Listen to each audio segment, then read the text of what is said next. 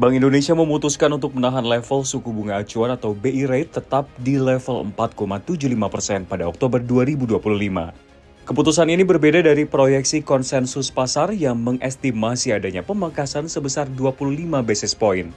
Secara akumulasi, Bank Sentral telah menurunkan BI rate sebanyak 5 kali dengan total 125 basis point sepanjang tahun ini.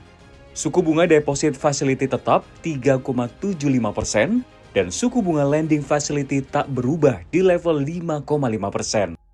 Gubernur Bank Indonesia Peri Warjio mengemukakan bahwa keputusan untuk mempertahankan suku bunga ditetapkan dengan memperhatikan sejumlah indikator perekonomian baik global maupun domestik, termasuk perkembangan kredit di sektor perbankan. Peri mengatakan keputusan suku bunga ini sejalan dengan perkiraan inflasi 2025 dan 2026 yang rendah, serta tetap terkendali dalam sasaran 2,5 ±1% dan upaya menjaga stabilitas nilai tukar rupiah di tengah ketidakpastian global serta memperkuat pertumbuhan ekonomi.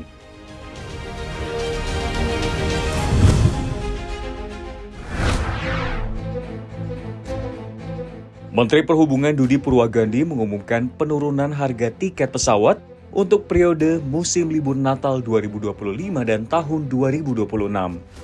Dudi menyebut penurunan tiket pesawat sebesar 13 hingga 14% berlaku untuk tiket domestik kelas ekonomi selama periode penerbangan 22 Desember 2025 hingga 10 Januari 2026 dengan periode pembelian 22 Oktober hingga 10 Januari 2026.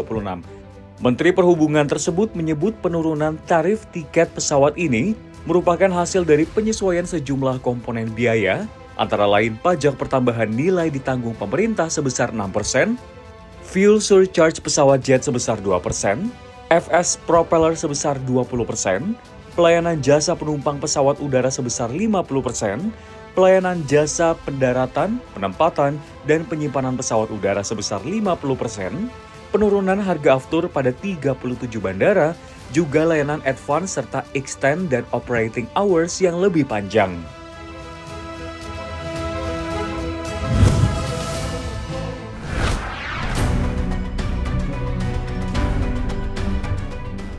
Menteri Pertanian Amran Sulaiman mengumumkan penurunan harga pupuk.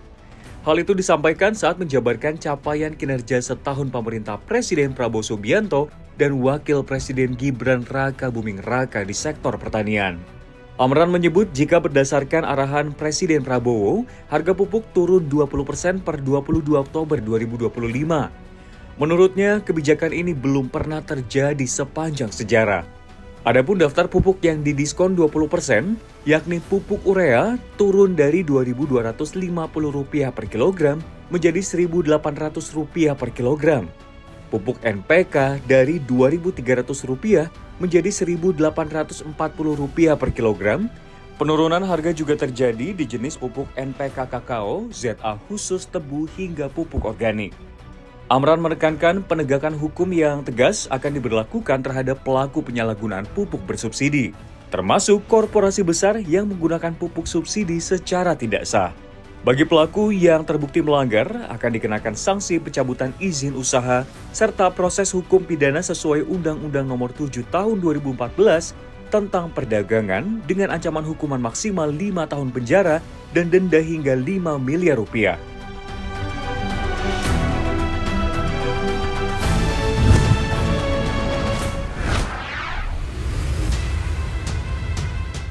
Penjual thrifting impor siap-siap, Menteri Keuangan Purbaya Yudi Sadewa bakal menggalakkan lagi aturan pelarangan impor bal pakaian bekas dalam karung atau bal pres.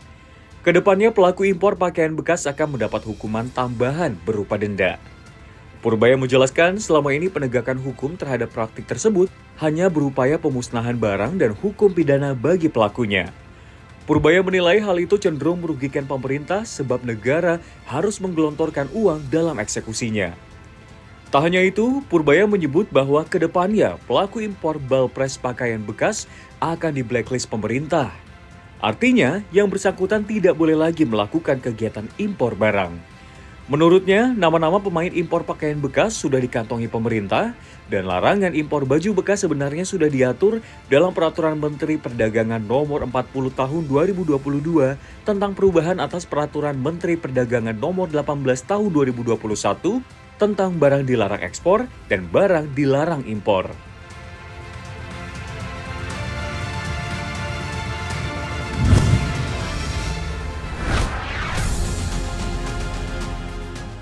Kejadian menggegerkan terjadi di Republik Demokratik Kongo. Pemerintah yang menduduki konsesi emas Tuan Giza Mining di bagian timur negara itu dilaporkan telah mencuri setidaknya 500 kg emas batangan atau setara dengan 70 juta dolar Amerika Serikat atau 1,6 triliun rupiah. Tuan Giza Mining mengungkapkan beberapa karyawan juga terlibat dalam pencurian. Sebenarnya tambang tersebut terletak di Provinsi Kivu Selatan, tempat pemberontak M23 atau M23 yang didukung Rwanda melancarkan serangan kilat tahun ini dan merebut tambang tersebut pada bulan Mei.